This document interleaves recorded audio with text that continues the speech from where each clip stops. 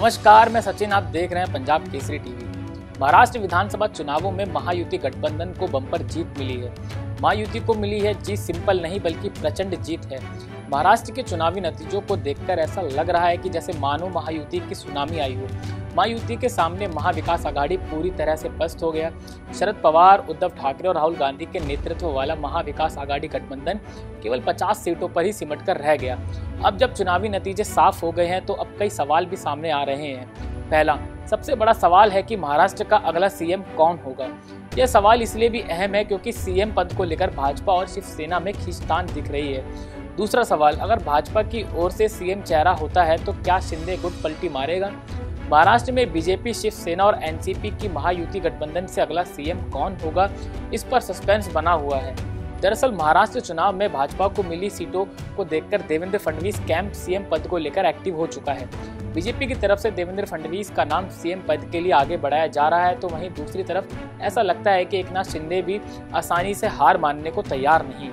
शिंदे ने एक बयान देकर पेच और फंसा दिया है। महाराष्ट्र में सीएम के सवाल पर एकनाथ शिंदे ने कहा कि जिसकी ज्यादा सीट होगी उसका सीएम बनेगा, ऐसा तय नहीं हुआ है। उन्होंने कहा कि महायुति के तीनों घटक दल के नेता बैठकर इस पर फैसला करेंगे। देवेंद्र फडणवीस भी कुछ ऐसा ही बोल रहे हैं। उनका भी कहना है कि मिल बैठकर सीएम पद पर फैसला होगा।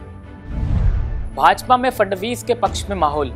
चुनाव से पहले और रिजल्ट के बाद दोनों स्थिति में जो संकेत मिल रहे हैं उससे यह साफ है कि देवेंद्र फडणवीस सीएम पद के लिए मजबूत दावेदार हैं। महायुति को 220 से ज्यादा सीटें मिली हैं।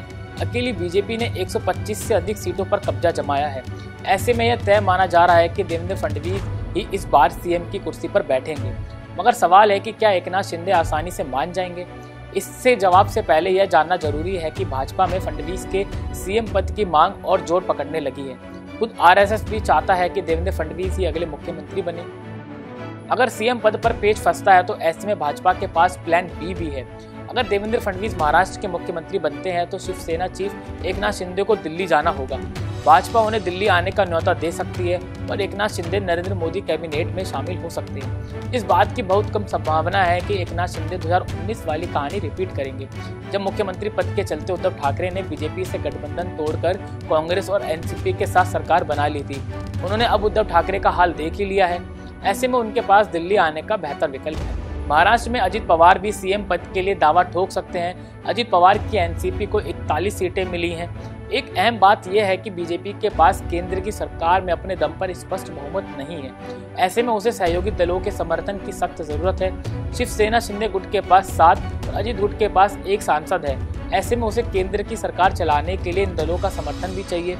इसी तरह की चर्चा है कि बीजेपी और एकनाथ शिंदे 2.5 साल के मुख्यमंत्री के फॉर्मूले पर आगे बढ़ सकते हैं। खैर, महाराष्ट्र का अगला मुख्यमंत्री कौन होगा, इस पर तीनों दल चर्चा करने वाले हैं। जैसे महाराष्ट्र की जनता को चुनावों का इंतजार था, वैसे ही महाराष्ट्र की जनता को अगले मुख्यमंत्री का भी इंतजार है। फिलहाल के लिए इतना ही। मैं सचिन और आप देख रहे थे पंजाब केसरी टीवी। नमस्कार। हमसे जुड़े रहने के लिए हमारे YouTube चैनल को सब्सक्राइब करें और नई वीडियो की नोटिफिकेशन के लिए बेल आइकॉन को दबाएं।